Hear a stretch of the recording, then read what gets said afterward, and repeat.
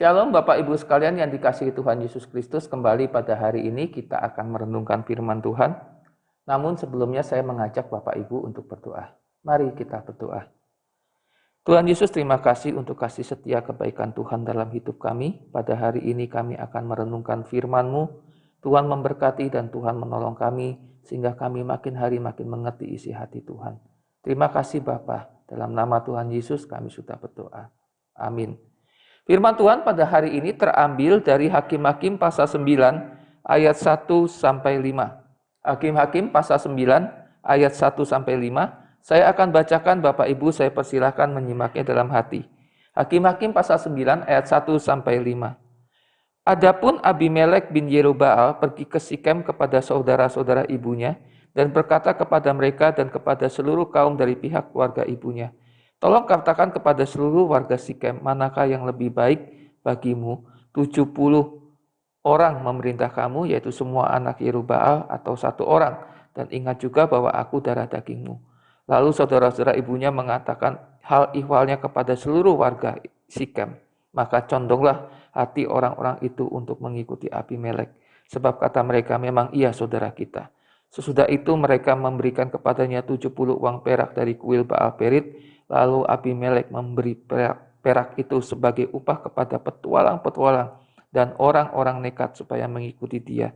Ia pergi ke rumah saudara ayahnya di Ofra, lalu membunuh saudara-saudaranya, anak-anak Yerubbaal, 70 orang di atas satu batu. Tapi Yotam anak bungsu Yerubbaal tetap hidup karena ia menyembunyikan diri. Bapak Ibu sekalian, Gideon ini mempunyai banyak anak. Nah, salah satu anak dari gundiknya yaitu Abimelek. Nah, Abimelek ini punya ambisi yang sangat besar untuk menguasai bangsa Israel, ingin menjadi raja. Pada saat itu karena Gideon tidak mau diangkat menjadi raja, maka bangsa Israel di Sikem itu diatur oleh anak-anak keturunan daripada Yerubbaal, yaitu Gideon. Ya, Gideon itu Yerubbaal. Nah, untuk bisa menguasai, maka Abimelek merancangkan rencana yang jahat. Sehingga dia ke rumah ibunya yang merupakan gundik dan bersama dengan saudara-saudaranya berusaha menghasut rakyat di Sikem. Dan terhasutlah rakyat itu dan memberikan uang kepada Abimelek supaya Abimelek bisa menjadi raja. Lalu Abimelek menyewa pembunuh-pembunuh bayaran kira-kira gitu. Dan dibunuhlah seluruh anaknya Yerubbaal. Nah Bapak Ibu sekalian, ambisi Abimelek ini adalah ambisi yang berbahaya. Ambisi yang penuh nafsu untuk mendapatkan kekuasaan yang besar. Bapak Ibu sekalian, mungkin kita melihat Abimelek ini, kita bisa mengatakan ini orang kok jahat banget. Ini orang gak benar. Tetapi Bapak Ibu, seringkali kita mengatakan atau kita tidak suka dengan orang lain melakukan hal yang tidak benar.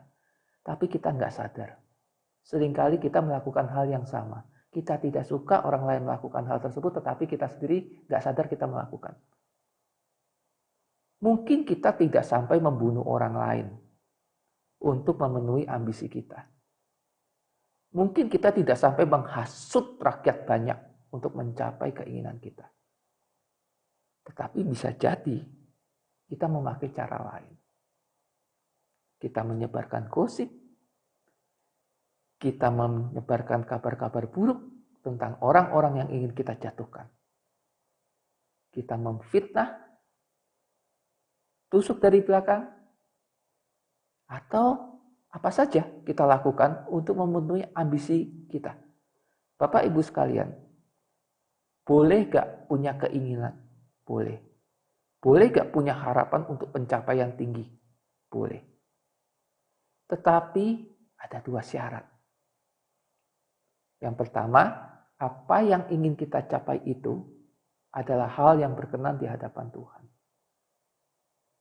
Yang kedua, cara kita mencapai hal tersebut adalah hal yang berkenan di hadapan Tuhan.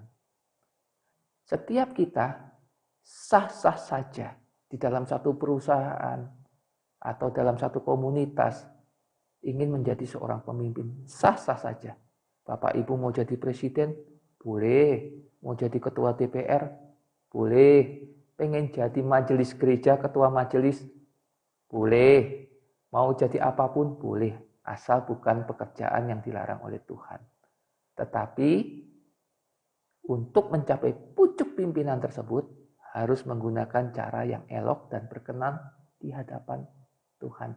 Jangan pakai cara-cara kotor seperti apa yang dilakukan oleh Abimelek sampai membunuh 70 orang dengan menyewa pembunuh bayaran.